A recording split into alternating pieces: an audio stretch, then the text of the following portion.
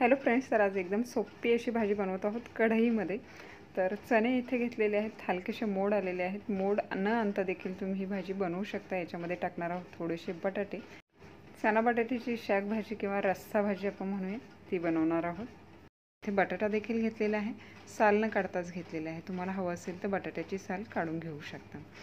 तर कढईमध्ये इथं 2 चमचे तेल गरम केलेलं आहे. फोडणी घालूया. पाव चमचा जिरं टाकलेलं आहे, एक तमालपत्र टाकलेलं आहे, त्यानंतर दालचिनीचा तुकडा टाकलेला आहे, अर्धा चक्री फूल टाकलेलं आहे. भरमसाठ मसाले देखील आपल्याला टाकायचे नाहीत. आता हे सगळं तेलावर परतून घेऊया. असे खडे मसाले टाकले म्हणजे भाजीला चव जी आहे ती छान येते. आणि एक मीडियम साईजचा कांदा टाकलेला आहे बारीक कापून, फार देखील टाकायचा नाही आहे. तेलावर मऊ होतपर्यंत, कलर चेंज होतपर्यंत आपल्याला हा परतून घ्यायचा आहे. तर गॅसची फ्लेम इथं मीडियम टू लो ठेवलेली आहे, म्हणजे कांदा व्यवस्थित असा परतला जाईल. कांदा मऊ झालेला आहे तर सुके मसाले घालूया. पाव चमचा हळद टाकलेली आहे, अर्धा चमचा धनाजिरा पावडर टाकलेली आहे आणि अर्धा चमचा हा छोले मसाला वापरलेला आहे. याऐवजी तुम्ही कुठलाही मसाला वापरू शकता. आणि 1 चमचा मी इथे काश्मीरी मिरची पावडर वापरलेली आहे. कलर छान येतो आणि कमी तिखट आहे.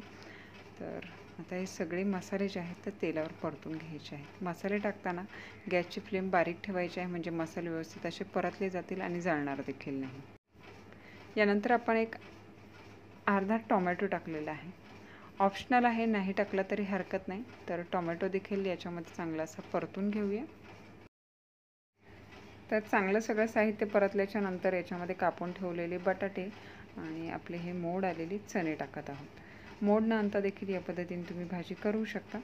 तर बऱ्याचदा आपण काय होतो, चणा बटाट्याची भाजी म्हटलं की चणे आधी उकडून घेतो किंवा कुकरला आपण हे सगळं लावत असतो, भाजी बनवत असतो. तर कढईमध्ये देखील अगदी सहजपणे ही भाजी होते. चणा आणि बटाटा एकदम व्यवस्थित असे शिजले जातात. तर इथे हे चणा आणि बटाटे मसाल्यांबरोबर तेलावरच चांगले असे परतून घ्यायचे आहेत. चांगले परतून घेतले म्हणजे लवकर शिजले देखील जातात. तर आता हे पॅन कवर करूया आणि 3 ते 4 मिनिट वाफ येतपर्यंत चांगलं आपल्याला हे वाफवून घ्यायचं आहे. पर्यंत याच्यामध्ये घालण्यासाठी थोडासा मसाला तयार करूया. 1 चमचा हा सोलेला लसूण घेतलेला आहे, 1 इंच आल्याचा तुकडा असे तुकडे करून घेतलेले आहे. यामध्ये टाकत आहोत आपण किसून घेतलेलं सुकं खोबरं टाकलेलं आहे 2 चमचे आणि त्याचबरोबर टाकत आहोत 2 चमचे हे भाजलेले शेंगदाणे टाकत आहोत. शेंगदाणे टाकणे टोटली ऑप्शनल आहे.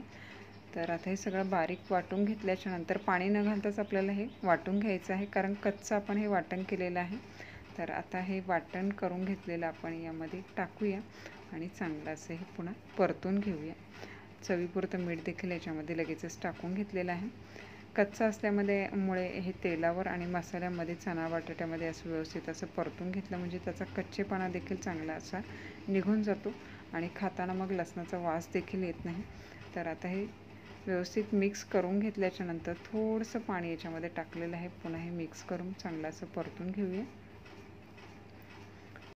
किंवा फक्त आले लसूणची पेस्ट, कांदा टोमॅटो घालून देखील ही भाजी तुम्ही बनवू शकता. बनवण्याच्या पद्धती फार वेगवेगळ्या आहेत, पण थोडंसं खोबरं आणि शेंगदाण्याचा कूट घालून जर ही भाजी बनवली तर चवीला खूप छान लागते.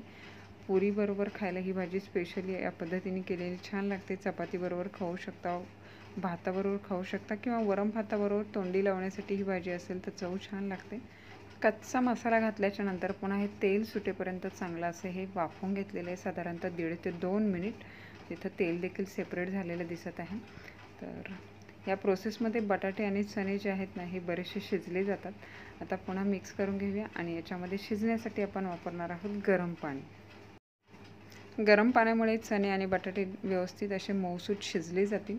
आता इथं भाजीचा थिकनेस व्हायचा आहे आणि त्यानुसार पाण्याचं प्रमाण ठेवायचं आहे. तर आता इथे हे थोडंसं पाण्याचं प्रमाण जास्त ठेवलेलं आहे, शिजण्यासाठी लागेल या दृष्टीने. आणि भाजी किती आपल्याला घट्टसर पातळ हवी आहे त्या पद्धतीत पाण्याचं प्रमाण ठेवायचं आहे. आता हे सगळं व्यवस्थित असं मिक्स करून घेतलेलं आहे. त्याच्यानंतर इथे पाहू शकता कलर आत्ता छान असा दिसत आहे. थोडीशी कोथिंबीर हवी असल्यास लगेच तुम्ही कोथिंबीर टाकू शकता, नाही टाकली तरी चवीमध्ये कुठलाही फरक पडत नाही. झाकण ठेवायचं आहे आणि पुन्हा एक 8 ते 10 मिनिट लो फ्लेमवर मस्त अशी ही भाजी शिजवून घेतलेली आहे. वरती पाहू शकता तेल सेपरेट झालेलं आहे, मस्त असं मसाल्यांचा सुगंध सुटलेला आहे आणि गरम गरम आपली ही भाजी खाण्यासाठी तयार झालेली आहे. थिकनेस देखील एकदम परफेक्ट आहे. कढईमध्ये एकदम मस्त अशा पद्धतीने शिजवून झालेली आहे. आणि हे एकदम परफेक्ट असं शिजलेलं आहे, हे देखील आपण पाहूया. तर एका चमच्यामध्ये आपण असा हा बटाटा चेक करूया. एकदम सहज असा ह्याचा तुकडा पडत आहे. आता चणे पाहूया. असे दाबल्याच्या नंतर एकदम मऊ असे हे झालेले आहेत, तिथे पाहू शकताय. तर दोन्ही देखील मस्त असे शिजलेले आहेत. तर घरी करून पहा. तर रेसिपी आवडली असेल तर रेसिपीला लाईक करा, कमेंट करा, शेअर करा. अशाच नवीन आणि सोप्या रेसिपी पाहण्यासाठी किटिकीच्या मराठी रेसिपीजला न विसरता सबस्क्राईब करा. त्या बाजूला असलेलं बेल आयकॉनचं बटन प्रेस करा, जेणेकरून येणाऱ्या सगळ्या नवीन रेसिपीचं नोटिफिकेशन सगळ्यात आधी तुम्हाला मिळेल. पुन्हा भेटू एका नवीन रेसिपीसह. तोपर्यंत टेक केअर, बाय बाय.